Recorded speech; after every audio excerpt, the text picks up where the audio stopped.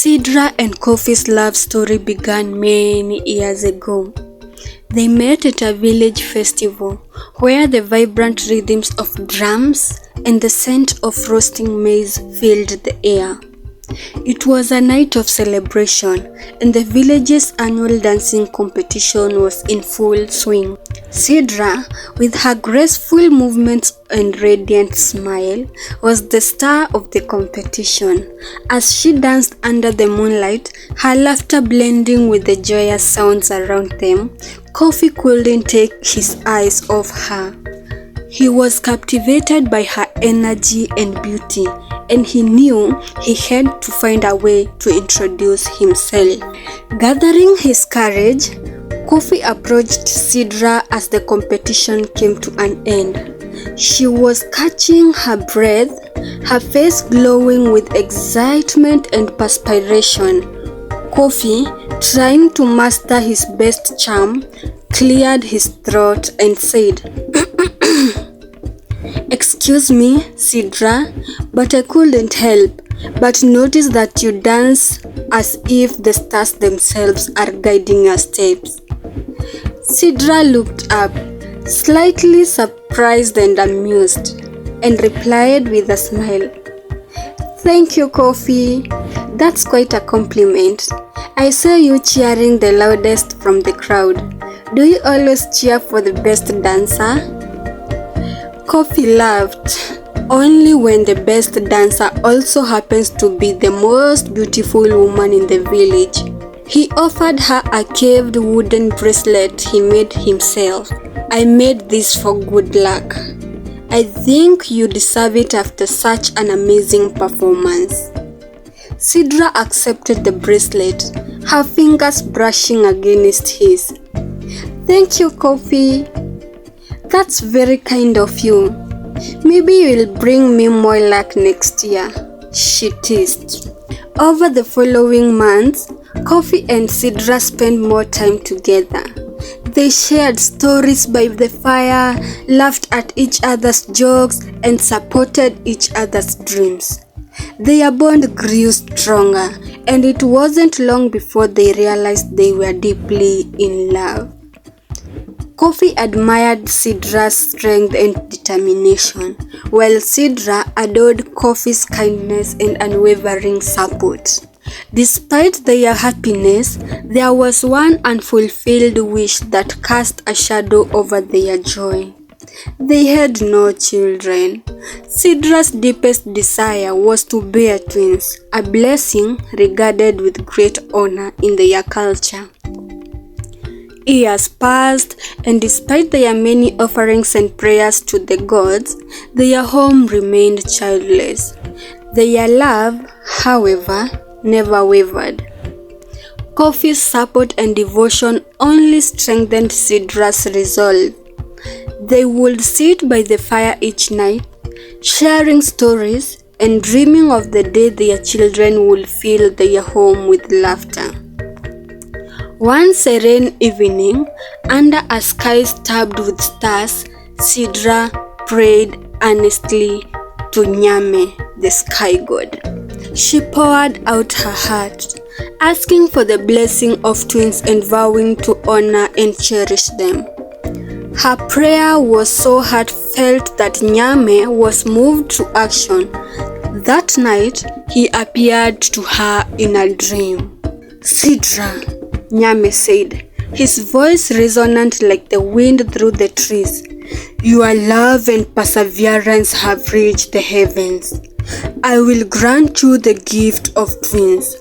However, you must undertake a journey to the sacred Baobab tree deep in the forest. There, you will find the means to fulfill your heart's desire." Awakening with renewed hope, Sidra shared her dream with Kofi. Though the journey would be perilous, Kofi's love and Sidra gave him the strength to accompany her. They set out together, traversing dense forests and crossing wide rivers, guided by the whispers of their ancestors and their unyielding love for each other. On the first night of their journey, They set up camp under a large mango tree. Kofi tried to light a fire, but the wood was damp. "You know, Sidra," he said, grinning, "I think the firewood is just as stubborn as the goats back home." Sidra laughed. "Maybe we should have brought the goats. They might have more luck starting a fire." After days of travel, they reached the sacred Baobab tree, its immense branches stretching towards the sky. At the base of the tree stood an old woman, the guardian of the Baobab, her eyes twinkling with ancient wisdom. She welcomed them warmly, as if she had been expecting their arrival. "You have come a long way, Sidra and Kofi," the guardian said. "Your love and determination have brought you here. Take these 2 gourds." She handed them each a small, intricately carved gourd filled with a special potion. "Drink this together, and your wish shall be granted. But remember, the true blessing lies not just in the birth of twins, but in raising them with the same love and wisdom that brought you here." As they prepared to leave, the guardian added with a chuckle, "And don't worry, this potion tastes better than it looks." Sidra and Kofi thanked the guardian and returned to their village, hearts brimming and anticipating and love. That night, under a full moon, they drank the potion together, sealing their wish with a kiss.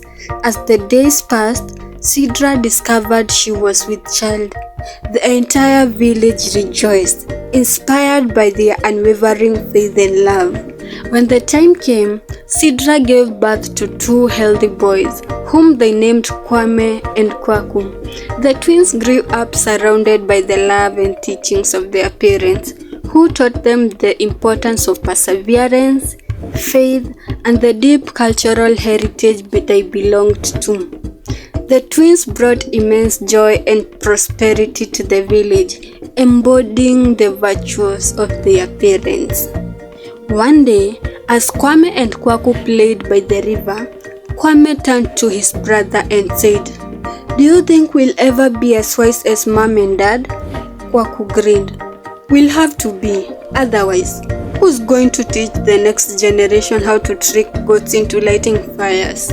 Their playful banter echoed through the village, a testament to joy and humor that filled their lives. Sidra and Kofi's love story became a cherished tale, passed down through generations. It was a testament to the power of love, faith, and the blessings that came from honoring one's deepest desires. The village thrived under the watchful eyes of Kwame and Kwaku, forever grateful to the gods and the sacred Baobab tree that had made their dreams come true. And so, Sidra and Kofi's love, intertwined with the divine blessing of twins, lived on, inspiring all who had their story to believe in the magic of love, the power of perseverance, and the joy of a good laugh.